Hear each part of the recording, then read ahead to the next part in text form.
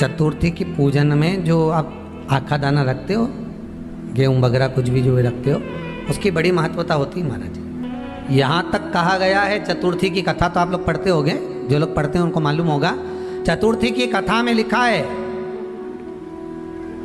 चौथ माता के व्रत में वर्णन किया गया है कि वो आखा दाना जो रखा जाता है, मान लो कोई जरूरी काम होता है तभी आखा दाना को रखा जाता है, संभाल के रखते हैं कि हम इस काम के लिए जा रहे हैं और हमारा ये कार्य सफल होना चाहिए। तो जिसने चतुर्थी का व्रत करा है, जिसने चंद्रदेव का पूजन करा, चतुर्थी का व्रत करा, वो गणेश जी से विनती करके वहाँ से 2-4 आखा दाना उठा ले, और जो व्यक्ति का काम अटक रहा है अपने ही घर का, पर दूसरे कुल को नहीं देना, अपने ही कुल के अंतर्गत जो काम अटक रहा है उसकी जेब में, उसके पल्लू में उस चीज़ को रख दिया जाए। तो चतुर्थी जो अगली आती है, जैसे आप महीने की करते हो तो महीने की, और आप जैसे करते हो कि 4 अलग बड़ी बड़ी चतुर्थी करते हो तो उसके अनुसार आपका कार्य सिद्ध होता ही है। उस आखे दाने का इतना महत्व होता है क्योंकि चतुर्थी का व्रत करने वाली माता जब व्रत करती है तो स्वयं चतुर्थी की कथा में लिखा हुआ है कि पार्वती जी गणेश जी से चतुर्थी की कथा बचवाती।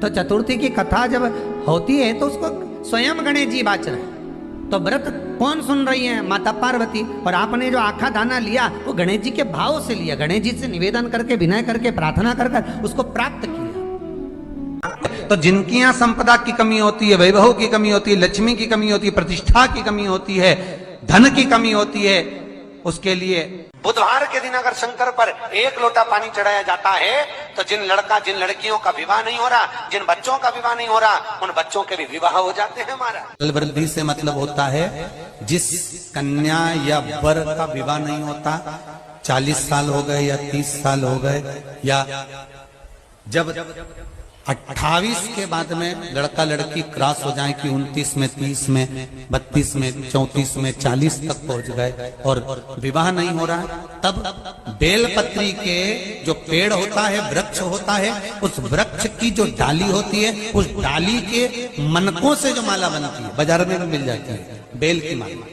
उस माला को भगवान शंकर को समर्पित कर कर बेलपत्री के वृक्ष के नीचे बैठकर भगवान शंकर का पंचाक्षर मंत्र का जाप करना है। कौन सा मंत्र है?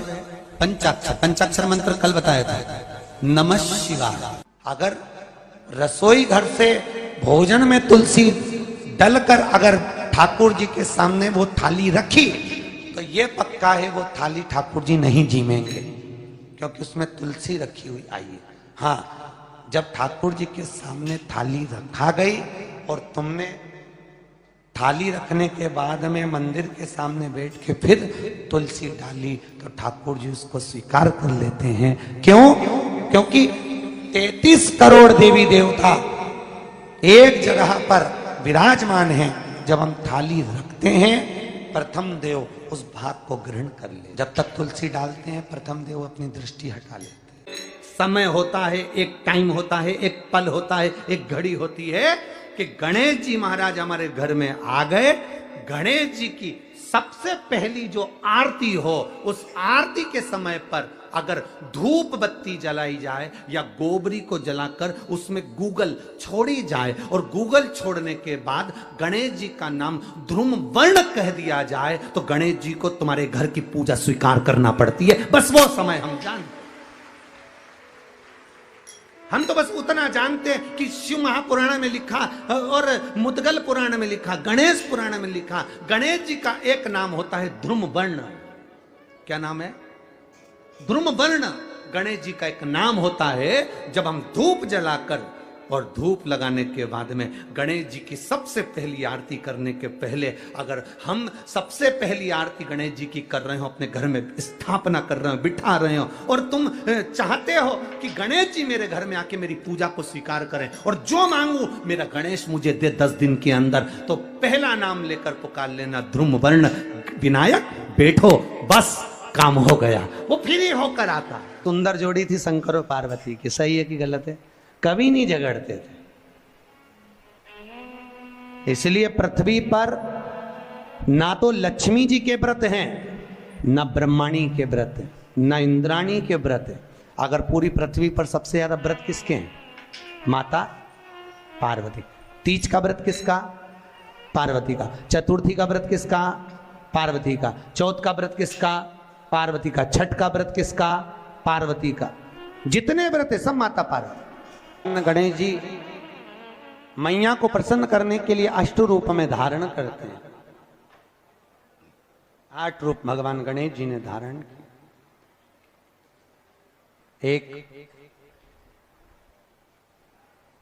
मयूरेश्वर गणेश, दूसरा सिद्धि विनायक, तीसरा बल्लालेश्वर, फिर वरद विनायक, फिर चिंतामणि, फिर गिरजात्मज, फिर भगवान गणेश विघ्नेश्वर अष्ट विनायक, फिर महागणपति। ऐसे गणेश जी के अष्ट नाम हुए। उस समय तिजोरी के अंदर जो गणेश की प्रतिमा रखी जाती है किस नाम से रखी जाती है? तो तिजोरी में हम जो गणेश की प्रतिमा रखते हैं वो वरद विनायक के नाम से रखते हैं। कौन सा गणेश? वरद। वरद विनायक के नाम से तिजोरी में गणेश रखते हैं। और वरद विनायक के नाम से गणेश जी तिजोरी में रखाते हैं। आपको कथा में कहा था घर में सीधी सूंड का गणेश और व्यापार व्यवसाय ऑफिस में उल्टी सूंड का गणेश होना चाहिए। वरद विनायक को तिजोरी में। जब मकान का गृह प्रवेश होता है तो गणेश जी की पूजन जो दरवाजे पर करी जाती है उसे सिद्धि विनायक गणेश कहते हैं। कौन सा गणेश? सिद्धि विनायक। जब हम घर में शुभ कार्य हो, बंदरवाल लगाएं, कोई दरवाजे पर शुभ लाभ लगाएं या स्वस्तिक बनाएं या माताएं दरवाजे पर रंगोली डाले तो उसी समय पर सिद्धि विनायक के नाम से रंगोली डालना चाहिए। तो घर में लक्ष्मी बढ़ती है, सिद्धता बढ़ती है। याद रखिए, कभी भी गणेश जी को, मिट्टी के गणेश जी लाते हो भादो महीने में, तो विसर्जन करो तो विसर्जन के समय पर 2 बिंदी, एक कंकु की एक हल्दी की, दीवार पर जरूर लगा देना चाहिए। क्यों?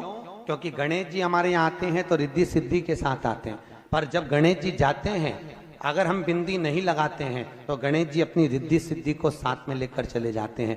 पति के साथ पत्नी वापिस चली जाती है। जब हम बिंदी लगाते हैं तो उसका मतलब होता है कि हमारे घर की बहू हमारे घर में रहे, बेटा भले भ्रमण के लिए जाए। तो गणेश जी जाते हैं, रिद्धि सिद्धि घर में रह जाती है। इसलिए रिद्धि सिद्धि को घर में रखने के लिए 2 बिंदी लगाना चाहिए, एक कुंकू की एक हल्दी। रिद्धि सिद्धि। गणेश जी की प्रियता है दुर्वा। क्या प्रियता है? दुर्वा। कितनी दुर्वा गणेश जी को समर्पित करी जाती है? मात्र 5। कितनी? आज के जमाने में लोग गट्ठा बनाकर चढ़ा दें, वो अपनी जगह पर 5 दुर्वा पंचम इंद्रियों को वश में करने के लिए और भगवान के 5 जो स्वरूप हैं उनको अपने भीतर उतारने के लिए 5 दुर्वा। और दुर्वा में भी 3 गांठ। जब दुर्वा समर्पित करी जाती है तो उसमें नीचे दुर्वा की डंडी पर गांठ रहती है, 3 छोटी छोटी गांठें होना चाहिए। चतुर्थी का जो व्रत करने वाली होती हैं, जो चतुर्थी का पूजन करने वाली होती हैं, उनके भीतर का एक भाव होता है कि जैसे ही शाम का समय आए चंद्रदेव का पूजन करें। चंद्र जब प्रकट हो जाए, कलश भर लिया, उसके नीचे आखा दाना रख दिया, चावल गेहूं जो भी आप रखते हो पूजन के लिए, ऊपर पात्र आदि रख दिया, जलाशय, फिर अपन ने घी का दिया लगाकर पूजन भी कर ली। तो जो चतुर्थी का पूजन करने वाली होती है, जो चतुर्थी का नियम व्रत धारण करने वाली होती हैं, बड़ी बड़ी चतुर्थियां करती हैं या उसका नियम धारण करती हैं, तो चतुर्थी का जो पूजन करती है वो किस चीज के लिए होता है? केवल संतान, पुत्र, परिवार, हमारा कुटुंब, हम जिस कुल में हैं, हमारा कुल वैभव की ओर बढ़े, संपदा की ओर बढ़े और उसकी आयु बढ़े, उसकी आयु बढ़े, वैभव बढ़े।